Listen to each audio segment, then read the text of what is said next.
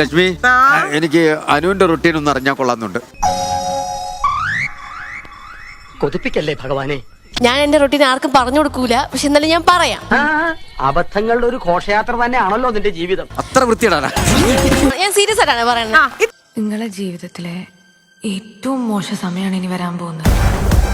Brush ചെയ്യാണ്ട് രാവിലെ എണീറ്റ് ഞാൻ വെറും വെള്ളം കുടിക്കും. ഒരുപാട് അപമാനങ്ങളും അവഹേളനങ്ങളും ഒക്കെ സഹിക്കേണ്ടി വരും.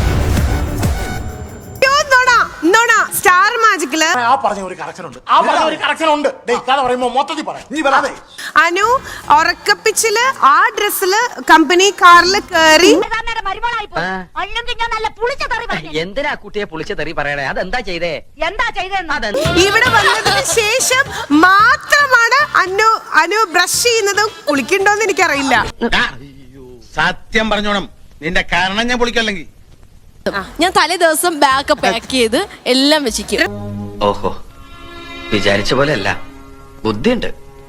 പിന്നെ ഞാന് അതേപോലെ ഞാൻ ഒരു മാസ്ക് കൊടുത്ത് വെച്ചിട്ട് വണ്ടി കയറും. അതെന്തിനാന്നറിയോ? ഞങ്ങള് കുറച്ച് ആൾക്കാർ ഇടപെട്ട ഒരു കാര്യം, അതുകൊണ്ട് എന്താ കാര്യം എന്നുള്ളത് ഞങ്ങളോടും കൂടെ പറയണം.